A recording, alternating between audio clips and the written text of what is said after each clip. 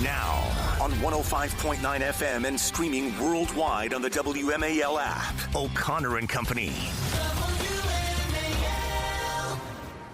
5:07 this Monday morning, President's Day, Washington's birthday. I don't know. There's other things going on today. It used to be just Washington's birthday. Now we got all the presidents. I like to celebrate Millard Fillmore today. You pick your president. Either way, I hope you're having a happy one, and I hope you don't have to go to work or take the kids to school or anything like that. But if you do, we're here for you. If you don't, we're here for you. And we got a lot to discuss. Coming up at 6:35, Spotsylvania County Supervisor Drew Mullins will join us about their attempt to be a Second Amendment sanctuary in the Commonwealth of Virginia. Also at 7:05, Joe DeGenova will be our guest. At 8:05, Jonathan Alexander, Legislative Counsel for the Maryland Family Institute. Bethany Mandel, I think you and I shared a table with him at a Maryland Republican Party event, if I remember right. Good morning, Bethany. Happy Monday to you. That sounds right. Happy Monday. Thanks for having me. Wasn't he? Wasn't he at the? He was at that dinner, at that fundraiser we did. Someone from Maryland Family Institute was. I think it was him. Yeah. Anyway, it's a good Monday. We're going to have a fine conversation all morning long. A lot going on. American leaders in Munich. One person absolutely shown above the rest. Marco Rubio, the Secretary of State, a very impactful speech. We'll give you highlights of that. Meanwhile, Alexandria Ocasio-Cortez, Gavin Newsom, Gretchen Whitmer, Alyssa Slotkin, Hillary Clinton, not so much. Mixed bag. Mixed bag for the Dems over in Munich. Not quite ready for prime time. We'll show you the lowlights there from them as well. More updates on the raw sewage pumping into the Chesapeake Bay. Stunning revelations of the relationship between Steve Bannon and Jeffrey Epstein revealed in yet another dump of data from the Justice Department, and a whole lot more to get to. But most importantly, rising to the top of the list, we need to know how your daughter did with the American Ballet Theater at the Trump Kennedy Center. So it was thrilling. She ended up doing, I think, 4 shows. And they were very kind about our Sabbath observance and didn't have us come in on Friday night or Saturday. Well, let's face it, they don't need that kind of press. They were very nice. And I don't think that they ever pieced two together about who I was, which was great. Good for her. It was funny when she was getting her makeup done. She was telling me how all the union makeup artists were complaining about Trump. And she's like, yeah, I just kind of sat there. Like, that's the right move, honey. Yes. You're already learning What happens in the hair and makeup room stays in the hair and makeup room. Yep. Yeah. You're already learning how to self-censor. I'm very proud of you. It's a good skill to have moving forward as a conservative. She picked that up from her father, by the way. Sure. No, I don't know how to pick my battles. I know how to pick my battles. So it was brilliant. It was so fun. She had like the biggest part of the child extras. She was on stage with only one other actor for a full 90 seconds at the end of the first act, and she got the bug. It was great. Oh boy.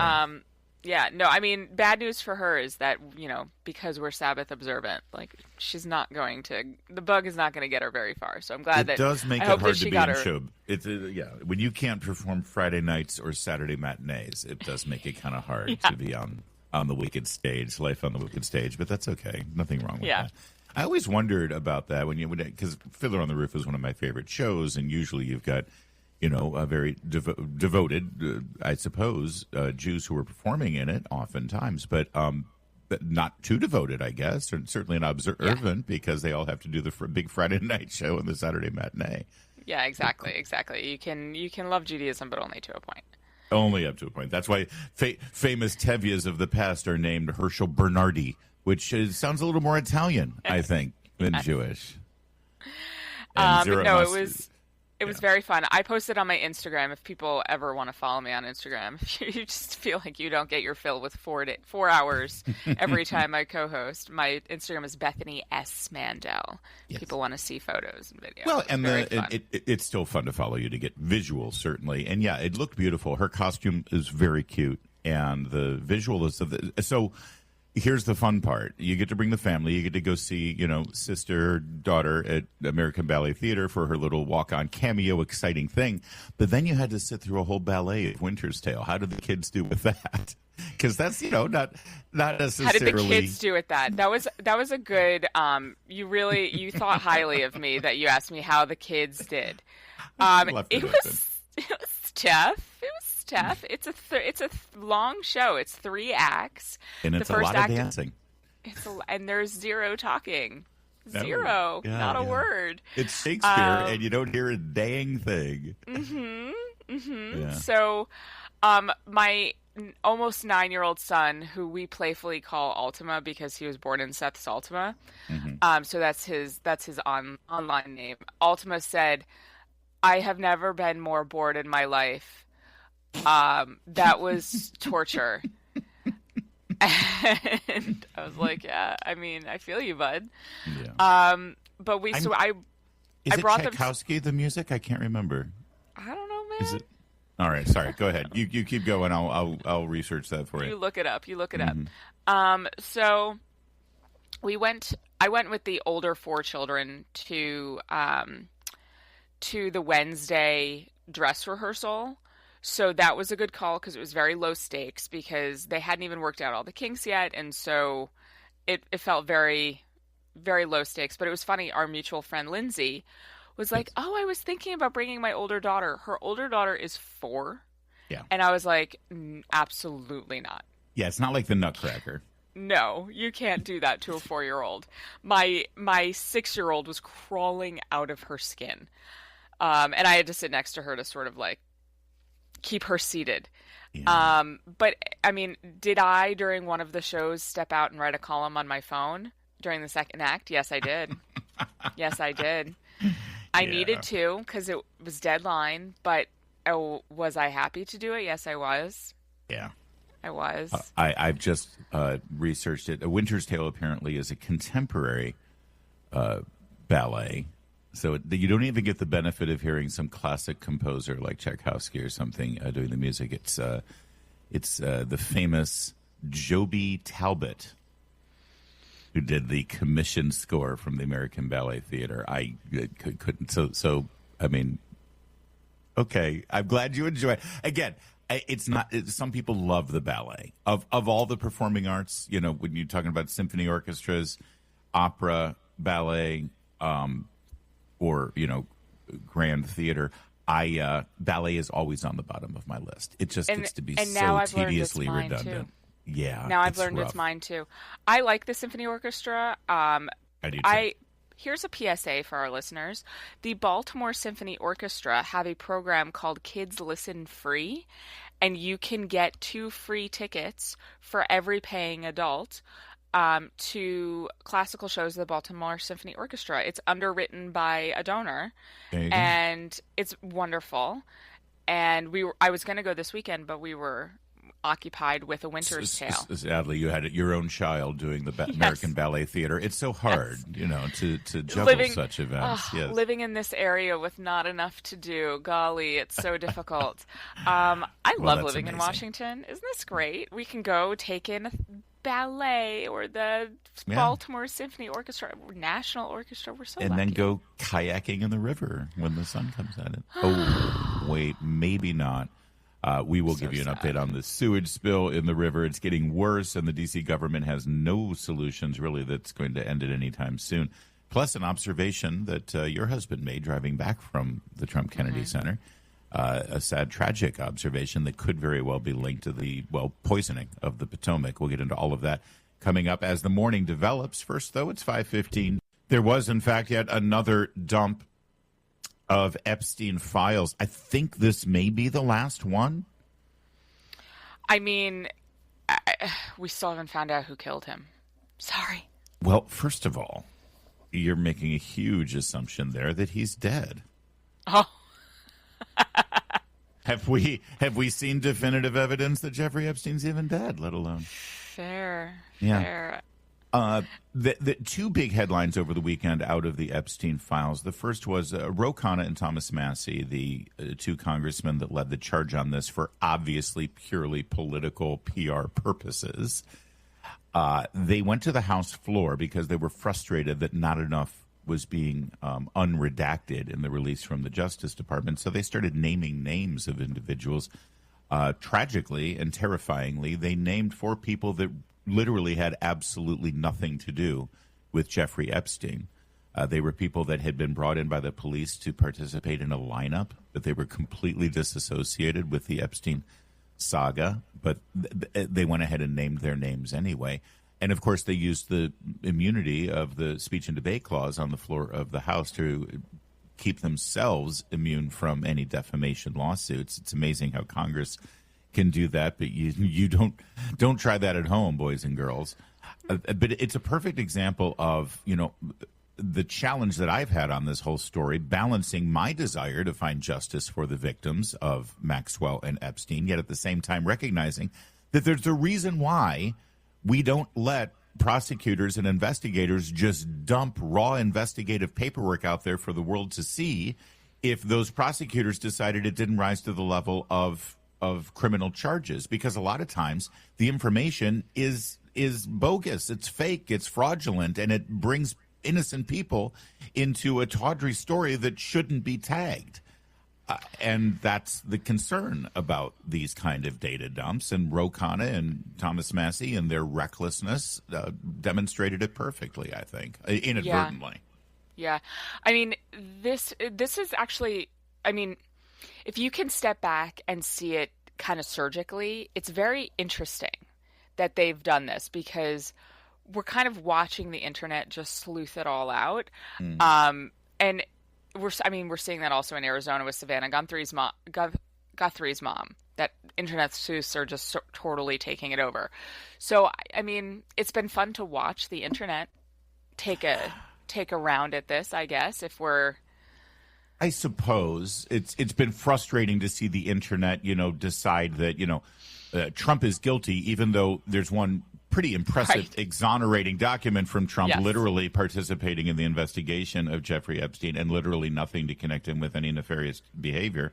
But there is one person within the Trump orbit that comes out, looking pretty bad. And listen, there's no love lost between myself and Steve Bannon, and I made no secret of that over the years, but I try to stay objective about the guy, and I recognize that he has a powerful voice with a lot of people who, love and adore what he does over there on his podcast. But I got to tell you, the text messages between he and Jeffrey Epstein are disturbing, to say the least. I don't think anybody can say otherwise if they look at it objectively. They are incredibly chummy. They were exchanging text messages literally right up until the day Jeffrey Epstein was apprehended again and arrested by authorities that led to his alleged suicide a couple of months later. The ties between the two of them include what appears to be scheming text messages between the two of them about undermining President Trump around 2018, 2019, after Bannon had left was fired from the Trump administration. Bannon floats the idea of invoking the 25th Amendment against Donald Trump. He and Jeffrey Epstein exchanged text messages regarding Pope Francis, with Bannon saying that he hoped to take down the Pope, according to new files. Also, Bannon was working with Epstein to help an Israeli left-winger take out Benjamin Netanyahu by undermining Trump as part of the motivation. If you look at the text messages, they're looking at dealing with is that Ehud Barak they're talking about? Yes. Epstein says, I'm dealing with Ehud in Israel, making me crazy. Bannon says, Ehud, massive. Can we announce I'm his strategic advisor? Epstein, this will be a long campaign, elections in September. This is 2017. Lots to talk. Oh, this is if it was 2017. Oh, September 17th, excuse me. Lots to talk about. Bannon, brilliant move. Epstein, thanks. Only the first step. Now you can understand why Trump wakes up in the middle of the night sweating when he hears you and I are friends. Bannon, dangerous. This stuff is, and it even reaches the point where it looks like Jeffrey Epstein is the one who came up with the idea of Bannon starting War Room in the first place. And one wonders I was waiting for you to get there. Yeah, I know. Yeah. I guess that's probably buried that lead. But that's, Bannon's trying to figure out what he can do with his power and influence, and they float the idea of an NGO or a political action committee, and Epstein says, no, you need a media platform, you need a media profile, and he hatches the idea of the war room. And here we are. I mean, I'm speechless. I don't understand how you can survive this as Steve Bannon, but Steve Bannon is a cockroach who can withstand and survive, I guess, anything. But how can you? I'm just picturing his first show on Bannon's War Room after this, and how do you stand there or sit there and not act like you've just been publicly humiliated in front of the world? And he will, because the key to this, the key to being Steve Bannon is shamelessness, utter shamelessness, and that's what he's going to do. You're probably right. The question is, will people in the administration or people within Trump world go on his show and continue to prop up the endeavor? I mean, that would be really shameful if they did. I would be surprised. I would be very surprised. It's 5:24. Now, on 105.9 FM and streaming worldwide on the WMAL app, O'Connor and Company.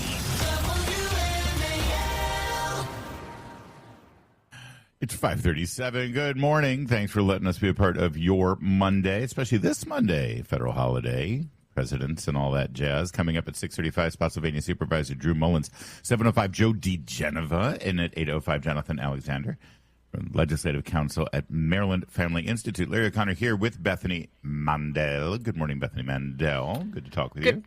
Good morning. Can you explain to me why, as soon as we're about to go on the air, I have to sneeze? Oh, that's a thing. Yeah. It's bizarro.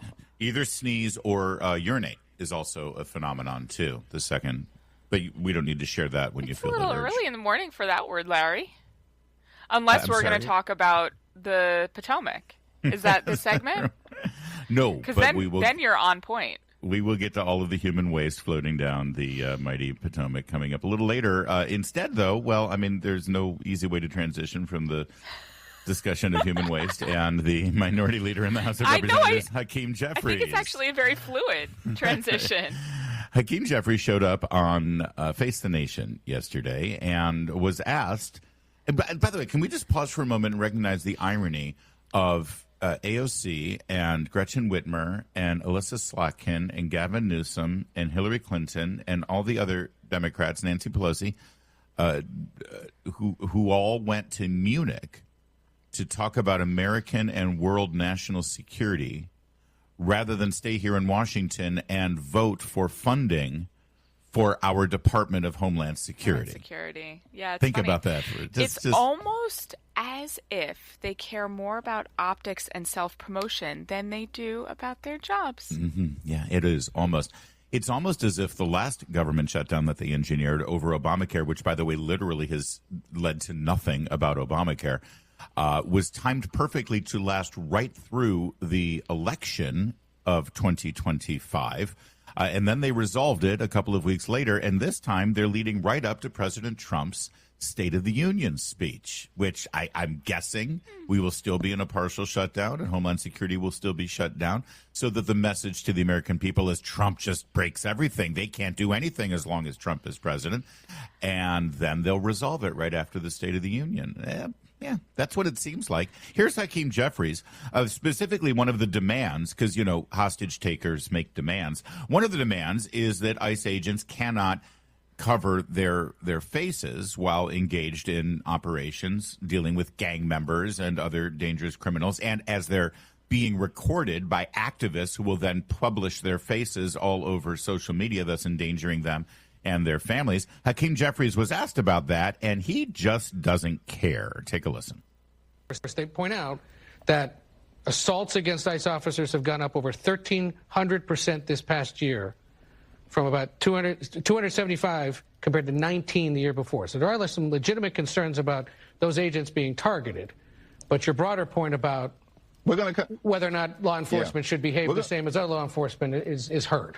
Yes, and we're going to continue, of course, to encourage the American people to exercise their constitutional rights, their freedom of assembly, and their freedom of speech, and their freedom of expression peacefully, as we saw overwhelmingly done in Minneapolis.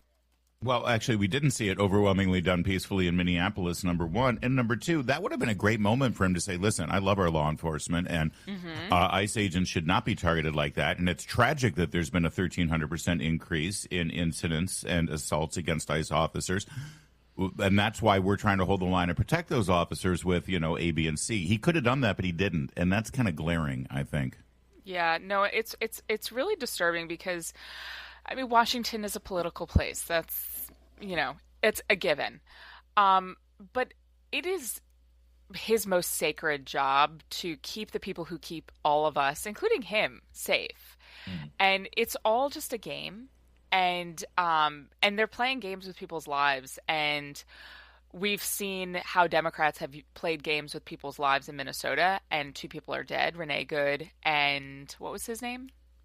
Alex Preddy. And what's sad about Alex and Renee is they got their 15 minutes of fame after they died, and Democrats use them up and use their memories up and then just toss them to the curb. And we're seeing the same thing here with the future life of an ICE agent that's bound to be taken. This is bound to end in violence. And there is a release valve readily available to Democrats, and they're choosing not to take it. And they're responsible for what happens next. It is telling, though, that they don't hesitate usually to give lip service to, we love our first responders, this isn't about them, the men and women of the... But not this one. And it's because these first responders, these law enforcement, are charged with one duty, and that is enforcing immigration law. And that seems to be the last, third rail that Democrats will not touch, because they don't want immigration laws enforced. In fact, here, take a listen. This is incredibly important to listen to, because the other great debate going on in Washington, beyond just the funding for Department of Homeland Security, has to do with the SAVE Act, where you ensure that if you register to vote, you have to prove you're a citizen. Listen to this exchange with the Secretary of State of Colorado, a Democrat, who, well, you'll hear what she did. Take a listen. A final question. This is not the first time that your office has made mistakes that have damaged voters' confidence in our elections. In 2022, your office sent out mailers to 30,000 non-citizens inviting them to register to vote. They, of course, are not eligible to register to vote. That same year, your office used Colorado's ballot tracking system to send messages to specific Coloradans encouraging them to vote when, in fact, they had already voted, causing confusion that had to be cleaned up by the county clerks. And now this leak of the voting system passwords. Given your office's repeated errors that have damaged confidence in our elections, which you say is paramount, will you resign? Absolutely not, Kyle. Absolutely not. Why should I? Are you kidding? With a track record like that, what I should? But I hope you caught that first one. They sent out 30,000 mailers to non-citizens saying, don't forget to register to vote. You think that's a mistake, Bethany? It's weird how all the mistakes swing in one direction and one direction only. Isn't that funny? It is. It's coinky-dink. It's almost like coinky-dink. Yeah, it's 5:43. Yeah. Valentine's Day this last Saturday was obviously a big day here for people who love their romance and their candies. And did you get any Valentines from Seth on Valentine's Day, or do you guys have an agreement on that sort of thing, Bethany? So Jews don't do Valentine's Day. They what do you mean? It's that's not true. There's some Jews who do. Religious Jews don't do Valentine's Day because it's Saint Valentine. Well, yeah, but the secular aspect of it can still be observed, can it not? It's just like not. I'll be honest with you. Most Christians who do the Saint Valentine's Day have no idea who Saint Valentine was. Yeah, it just feels very like it feels. I buck the trend with religious Jews, and we do Halloween. I fight the tide, but Valentine's Day, it feels a little weird. What about St. Patrick's Day? The saint part. Oh, so I'm Irish, so right. I do. But I had a baby born on St. Patrick's Day. Do I need a scorecard with you? In fact, people say Valentine's Day without saying the saint part. But Patrick, you get the saint there, man. Okay, so I'm Irish. My mom was Irish Catholic. I became a religious Jew. Right. But St. Patrick's Day was a day in my house that was holy. Of course. Well, okay, again, you're not... Can we just move on? Can we All right. Move on. Well, St. Valentine's Day had a lot of love in the streets here in the West that had nothing to do with romance. It had to do with displaced expatriate Iranians, Persians, I think they prefer to call themselves, since they left after the fall of the Shah. They took to the streets in both Toronto and Los Angeles, and the scenes were absolutely stunning. Did you see some of these marches? It was, an estimate of 350,000 took to the streets of both Toronto and Los Angeles with banners of the Crown Prince, Pahlavi, and demands for the end of the regime in Tehran. And again, I know that it doesn't have a direct impact because it's an authoritarian regime, but in terms of the visuals and the suggestion that those in the West who are still holding their breath over the violence that appears to have been inflicted upon those marching in Tehran are not going away, and they are hoping that the Trump administration is doing something about what happened over the last several weeks there, as there is still a news blackout. We still don't have a full extent of exactly what crackdown happened to those extraordinary protests. But what a sign of support, and hopefully this may something may come of these protests. Yeah. And by the way, they were very, very peaceful and no pro-Hamas kind of behaviors. Yeah, well, that goes without saying.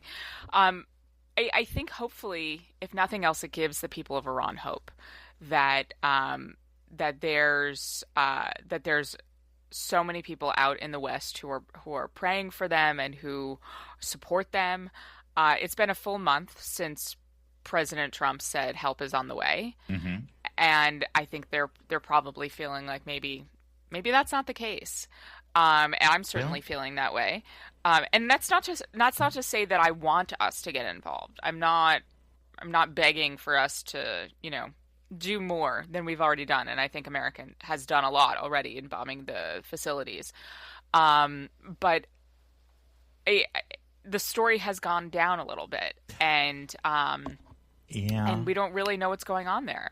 We were seeing videos of protests, and I haven't seen those recently. No, we've seen videos of body bags and some horrific scenes of the crackdown on those protests. What we do know is that the USS Abraham Lincoln carrier group was deployed there a couple of weeks ago, and then just a few days ago, the USS Gerald Ford carrier group, the Ford, by the way, is the most powerful warship in the American arsenal, has also been deployed to the area to apply what they're calling extra pressure on Iran. There are discussions and talks going on with regard to their use of ballistic missiles in an Iranian facility that makes ballistic missiles. And the suggestion is that if the talks collapse, then there will be a military strike. Also, Prime Minister Benjamin Netanyahu made a relatively quiet visit to Washington, D.C. Yeah. Not a lot of media. There was one photo op where he met with Secretary of State Marco Rubio at Blair House, but that was it. No photo op with President Trump, which is rare. And the whispers around town is that an agreement's been made that when the talks break down with Iran, Israel will strike and the United States will support it. That's what appears to be happening. So I get all of the news alerts from Israel. And on Shabbat last week, they were still in high alert mode. And so the Home Front Command, which is, basic security system across the country, told people who were Sabbath observant to keep their radios on in another room, to basically be able to be aware of what's going on. They don't take that lightly. Those are not announcements that are regular, especially since the war.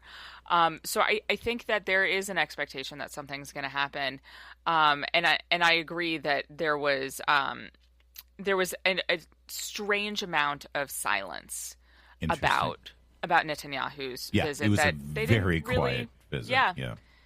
And Lord knows the man loves his picture taken. So let me say, both of them. Let me just say this about these protests. The people who were in the streets in Los Angeles and Toronto praying for freedom for the people of Iran, these are the good guys. These are the good guys. And these are people who were praying and marching, not just for the people of Tehran, but for America. These are pro-American, pro-Western displaced Persians who want that nation to be free, finally, after all these decades. And it truly would be a miracle in our lifetime if that were to occur. It's 5:54.